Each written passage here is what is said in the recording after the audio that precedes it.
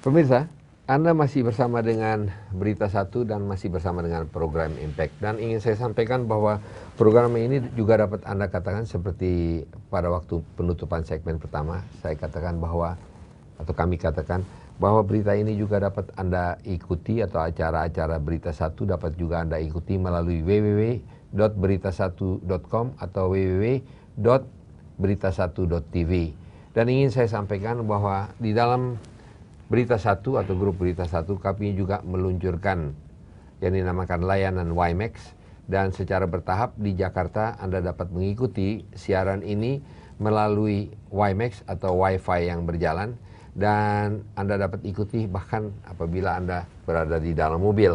Tapi secara bertahap itu akan menjadi sesuatu yang dapat Anda ikuti. Saya harapkan atau saya rekomendasi pada Anda untuk mengikuti pemberitaan-pemberitaan tersebut melalui www.berita1.com.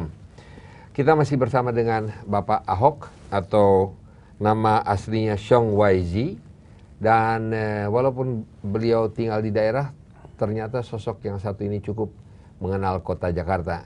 Kita lanjutkan perbincangan kita bersama Pak Ahok, calon wakil gubernur DKI. Belum ya, belum calon, akan menjadi calon. Ya. Bakal calon bulan Mei yang akan datang. Baik, Pak Ahok, saya banyak melihat di internet atau di web, apalagi di YouTube, kita sering melihat tuh Pak Ahok datang ke daerah pada waktu masih di Golkar. Dan saya juga ingin menanyakan, keluar dari Golkar itu bagaimana kira-kira proses atau ceritanya dan apa sebabnya.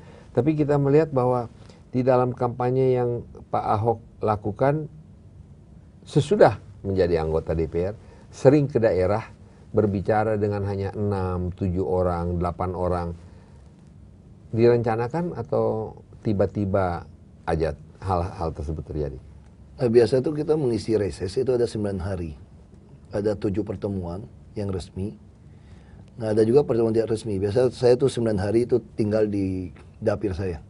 Saya kembali ke sana, jadi saya usahakan setiap waktu itu ketemu dengan masyarakat, termasuk masyarakat yang ingin ketemu. Karena selama ini kita hanya hubungannya melalui SMS atau telepon.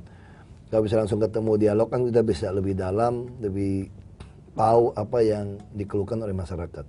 Apa yang diceritakan ke masyarakat sebagai anggota DPR? Ya, tugas utama saya tentu menceritakan, mensosialisasikan soal 4 pilar. Sebetulnya 4 fondasi kebangsaan, Pancasila, Undang-Undang 45, NKRI dan Bhinneka Tunggal Ika. Nah, saya juga menceritakan undang-undang apa yang saya berusaha supaya bisa digolkan. Untuk daerah? Bisa untuk seluruh Indonesia, tapi juga bisa untuk daerah. Lalu ada beberapa undang-undang yang tidak bisa saya lakukan, misalnya Undang-Undang Minerba yang mempengaruhi kehidupan mereka. Nah, saya juga bisa ceritakan kenapa masalah subsidi BBM itu perlu atau tidak perlu, kita bisa diskusi. Nah, termasuk misalnya penggantian minyak tanah ke gas. Nah, kita bisa cerita, termasuk menghadapi aparat, oknum aparat, pencurian hutan lindung, rakyat ditangkapin, atau tambang yang di daerah yang ilegal. Nah, mereka bisa cerita semua. Nah, itu semua saya tampung, saya catat, saya membuat laporan kepada fraksi saya, fraksi Partai Golkar di DPR. Dan biasanya fraksi Partai Golkar mendistribusikan kepada sesuai komisinya. Kayak saya di Komisi 2. Nah, saya juga banyak ketemu mereka, banyak temuin saya karena masalah honorer. Komisi 2 membawahi pemerintahan dalam negeri dan birokrasi, juga reforma agraria. Jadi saya banyak turun ke bawah, juga banyak sekali honorer yang mau diangkat tapi datanya tidak jelas. Masalah birokrat, pengaduan pelayanan publik, itu semua menjadi wilayahnya Komisi 2. Nah, saya datang, saya lihat seperti apa. Jadi sebetulnya pembelajaran di tempat Bang Yos, kemudian pembelajaran juga di Komisi 2 ya, merupakan cikal bakal untuk maju sebagai wakil gubernur. Nah, boleh dikatakan gitu? Ya, saya kira tentu betul. Tapi sebenarnya jauh lebih penting lagi, saya pengalaman di DPRD tingkat 2 di panitia anggaran. Bagaimana menghadapi anggota DPRD yang mayoritas menentang saya. Lalu saya pengalaman jadi bupati. Bagaimana hidup menjadi minoritas tanda kutip, saya nggak suka istilah minoritas sebetulnya. Yang agama berbeda, suku berbeda, karena 93% kan Melayu Muslim. Nah, saya dari Tionghoa dan Kristen. Nah, bagaimana bisa hidup seperti itu? Bagaimana menghadapi PNS yang hampir rata-rata menikmati zona nyaman, sementara yang pintar kadang-kadang tidak mendapatkan posisi, yaitu pembelajaran yang cukup baik, langsung praktek di DPRD tingkat 2. Pancasila. Ya, langsung kita praktek lebih dekat.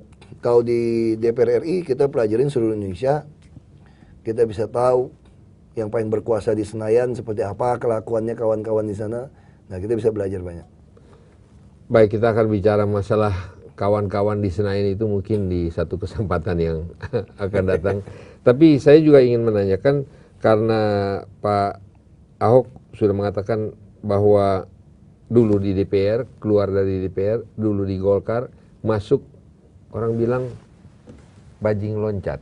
Ya. Keluar dari DPR, satu, kehilangan jabatan di DPR, kehilangan pendapatan di DPR, sudah enak-enak di situ, kok mau lebih enak lagi, tapi kenapa keluar dari Golkar?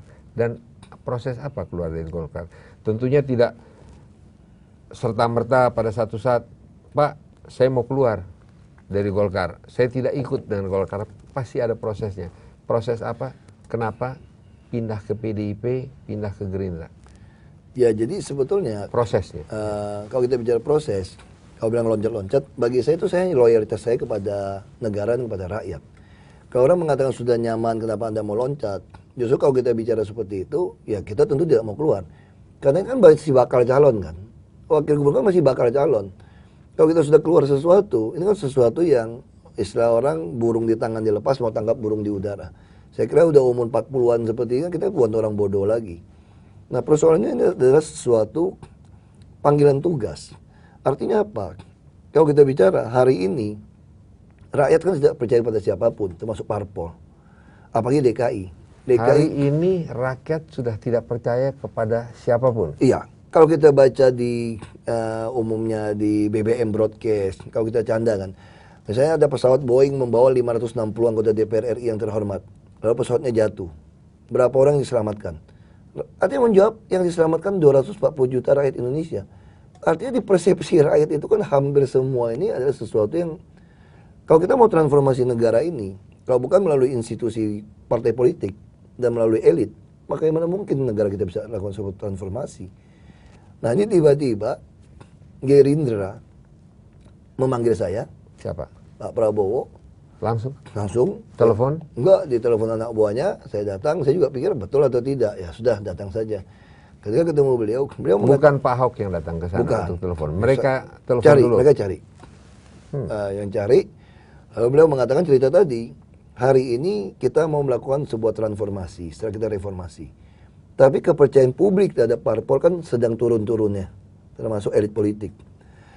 Orang selalu menganggap namanya partai politik kalau mencalonkan orang ada mahar, ada uangnya. Lalu selalu menganggap namanya pejabat kepala daerah itu pasti kaya, tidak mungkin miskin. Karena dengan gampang mendapatkan uang, konsesi. Nah, menurut Gerindra, mereka menemukan paling tidak yang cocok adalah seorang sosok Pak Joko Widodo, Jokowi, Wali Kota Solo, dan seorang Ahok, Bupati Belitung Timur. Dan di DPR RI dia buktikan transparan. Nah, dua orang ini coba dikawinkan. Jadi Gerindra langsung memutuskan, mereka mencalonkan Jokowi dan Ahok. Datang nih, datang ke Prabowo, iya. bicara dengan Bicara Prabowo, seperti itu. langsung bilang, saya mau jadi, bukan Anda jadi wakil gubernur. Iya, beliau langsung bilang, itu keputusan kami.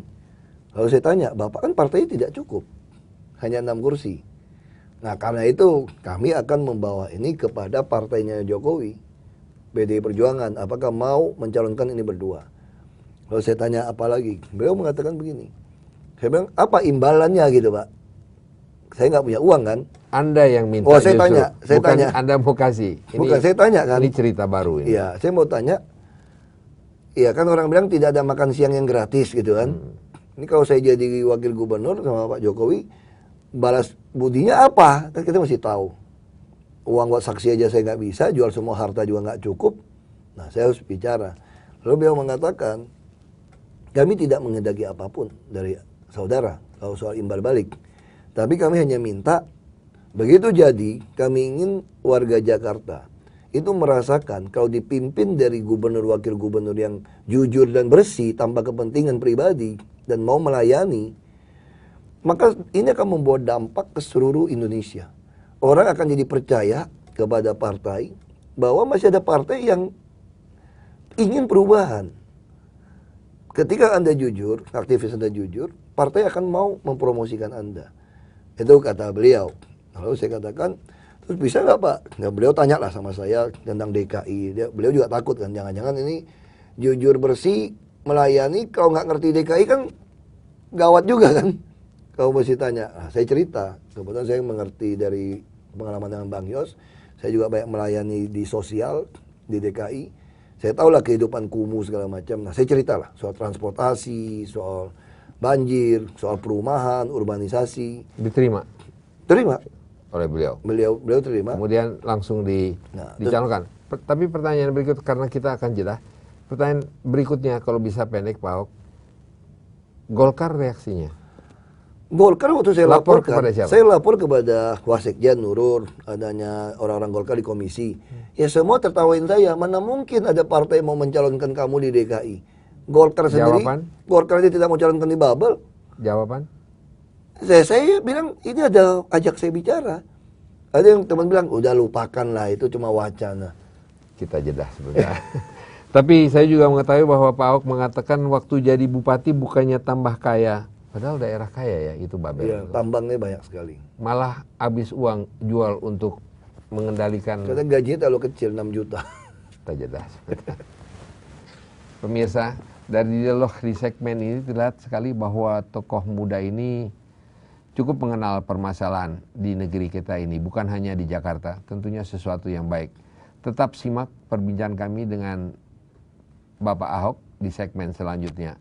Anda juga dapat, seperti yang saya katakan, menyaksikan acara ini di www.berita1.tv. Juga ingin saya sampaikan bahwa pembicaraan kita dengan Pak Ahok, atau susah saya menyebut namanya, tapi nama Tionghoanya adalah Chong Wan-shie.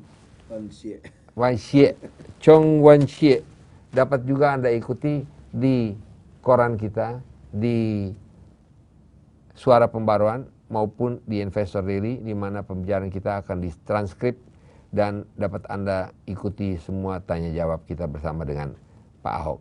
Kita kembali bersama Anda setelah beberapa pesan berikut ini.